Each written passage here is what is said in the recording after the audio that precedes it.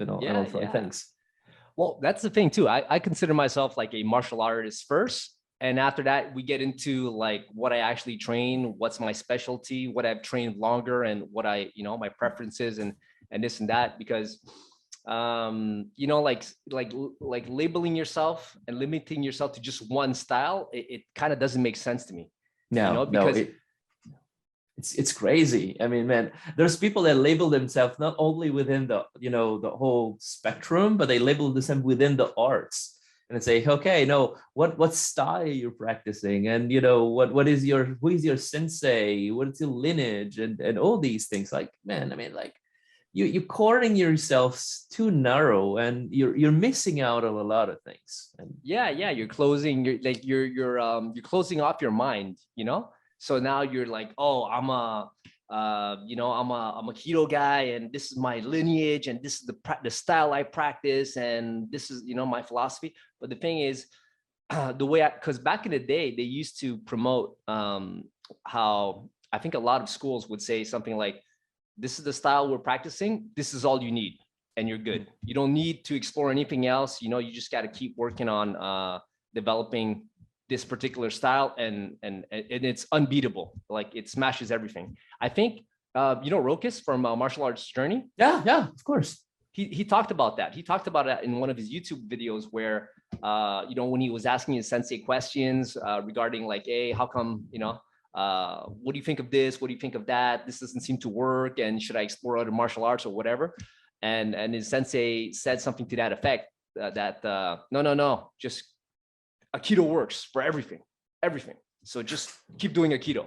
And then he listened, and yeah. Well, Rokus, right? Yeah, no, I know. I'm a fan in a way, because I think is going through a very interesting process that he's sharing with everybody. I might not agree with everything that he said, but I agree with the goal that he has in mind. And yeah, of course, but I just want to make sure that we understand what we're talking about here for the viewers. So one thing is preserving something, and I think to that extent, if you're interested in preserving a school, you should devote yourself into study every minutia, because your job is to transmit that.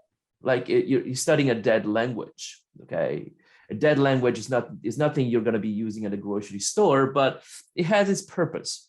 And so you want to make sure that you're preserving that you're not contaminating that with other things.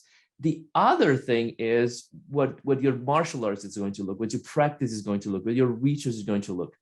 And at that point, as an individual practitioner, or even as a school, you should evolve. You should bring something new. You should be open to be questioned. You should also, because to understand what you're doing, pretty much.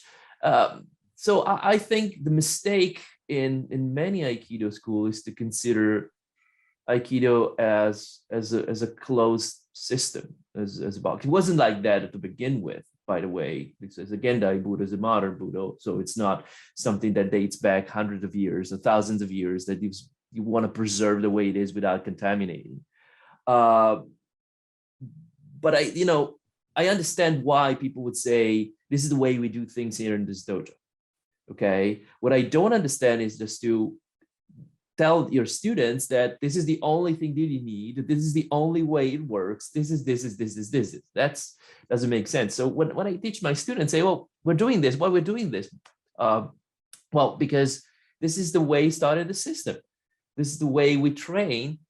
Let's do this, and then we're going to explore other things. We're going to explore applications. We're going to explore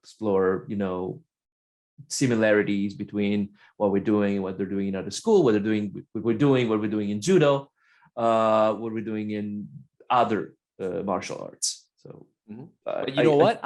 I think I might have an idea of why, like some instructors or some senseis go about that way. They say, no, you don't need to learn anything else. Just learn this. It's because they have a fear of losing their students. Like, let's say a student comes in because he thinks that Aikido is what he's going to need to be able to defend himself against, because he's being bullied or whatever. And then after that, if if the student starts looking elsewhere, he might discover that those things, other martial arts, are maybe a little bit more are maybe a little bit better for street fighting or self-defense. Mm. You know what I mean? Yeah. Like I think that maybe they have that fear, possibly. Yeah. And, No, and sure, that's why they sure. tell their students that like it's not, or maybe they really do believe that.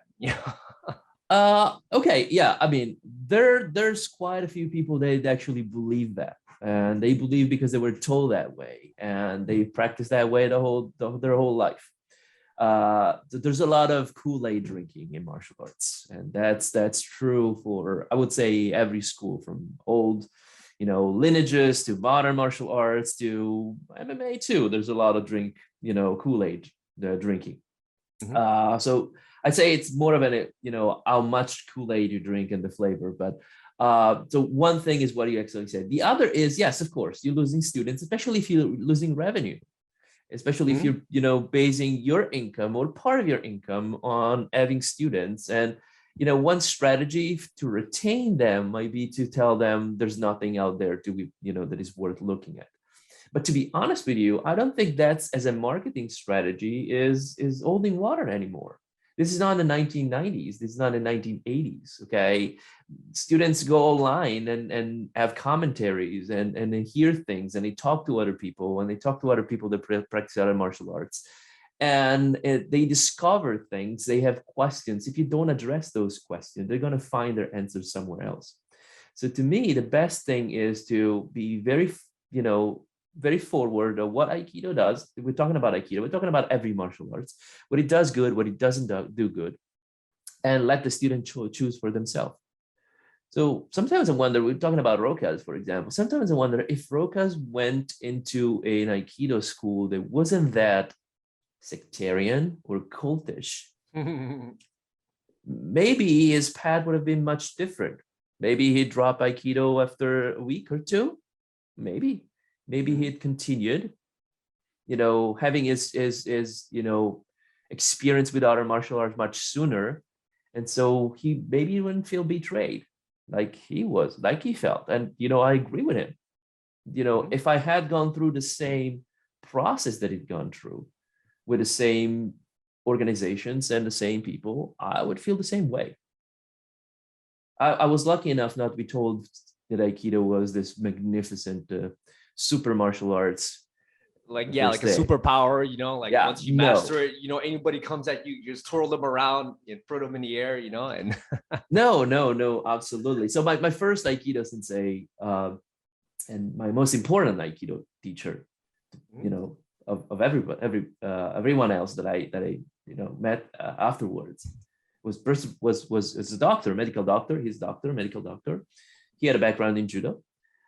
He was very biomechanically oriented. So it was very like, okay, this is what we do. This is what we were trying to achieve. This is how the body works and such and so. And there were no discussion at all about the ki or chi or magical powers or all these other things that are pretty common in many Aikido classes or Aikido schools. And I ain't talking about Aikido, but we're talking about Tai Chi. We can talk about Kung Fu. We can talk about Wushu. We can talk about other martial arts, Japanese or not. Okay. So this is my experience. And so it was interesting because every time I went off with other schools, especially at the beginning, and I heard all these conversation about the ki and the energy and the absorption and whatever, it was like, oh, okay, what is this? This is no, that's not possible. So, but I was lucky that way.